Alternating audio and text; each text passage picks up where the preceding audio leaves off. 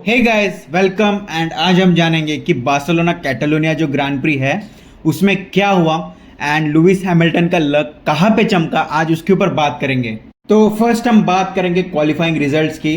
तो George Russell है वो P1 से स्टार्ट करने वाले थे, फिर लुइस हैमिल्टन, फिर किमी एंटोनेली, फिर Lando, Max, Isack, Oscar, Liam, Nico and Charles Leclerc. And Charles Leclerc की गाड़ी है वो गाड़ी बंद ही पड़ गई थी इन क्वालिफाइंग 3, तो उनको 10 से स्टार्ट करना पड़ा। फिर नेक्स्ट है टायर कंपाउंड यूज। मैंने वीडियो बनाई थी, उसमें मैंने बताया था कि expected tyre compound C1, C2, C3 होने चाहिए।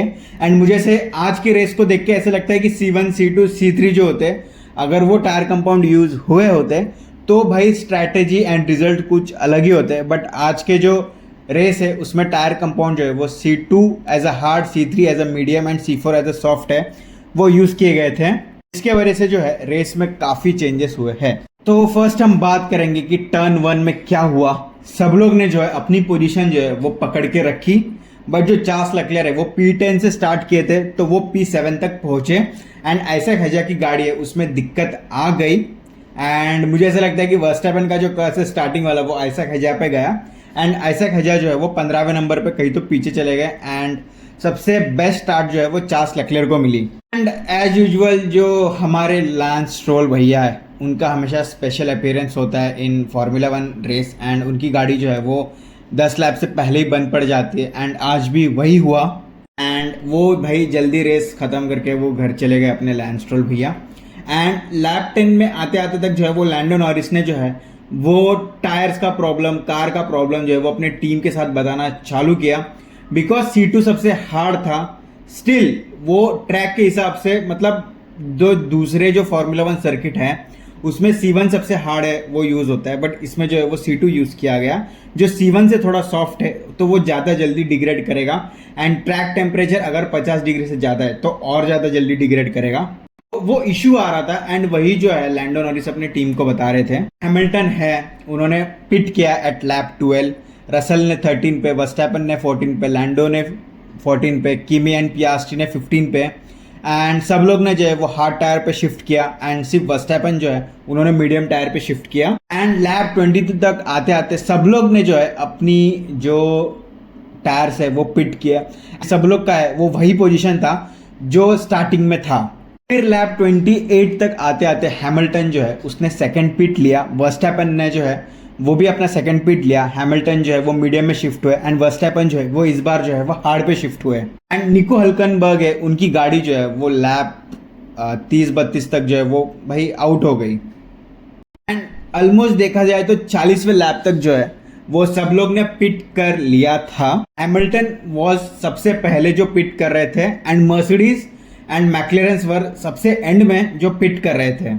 हैमिल्टन सबसे पहले पिट करने के वजह से जो है उनके जो टायर्स की लैप है वो लैप 40 तक आते आते सबसे ज़्यादा हो गए थे, बट वो रेस लीडर थे एंड वो जो है वो जो सेकंड नंबर है उससे 15 से 16 सेकंड जो थे वो आगे थे।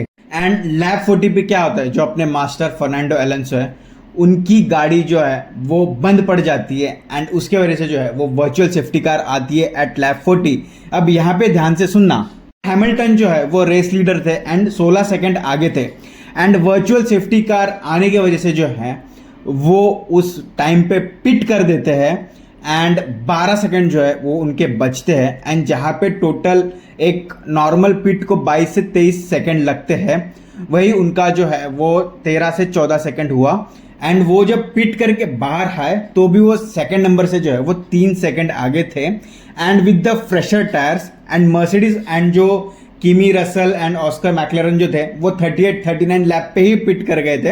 एंड उनका इतना बैड लक था कि इस बार भी जो है रसल का पूरा पोपट हो गया कि वो फिर से 1 या 2 लैप जो है वो जल्दी पिट कर गए। अगर वो थोड़ा रुकते तो उन्हें एडवांटेज मिलता and he would have been the new race leader. But Hamilton जो है वो उनका लक जो है वो इतना साथ दिया। अगर सोचो एलोंसो जो है वो वर्चुअल सेफ्टी कार नहीं आती, वो मतलब उनका एक्सीडेंट नहीं होता, तो भाई हैमिल्टन के चांसेस ही नहीं थे जितना मुझे लगता है पोडियम आने के। But it depends on the luck, may be वो P3 आ सकते थे या P4 आ सकते थे, बट उनका लक जो है वो काफी साथ दिया। लैब 54 में आता है Hamilton was the race leader, but McLaren जो थी, लैंडो नॉरिस फोर्थ थे एंड किमी जो था वो थर्ड था।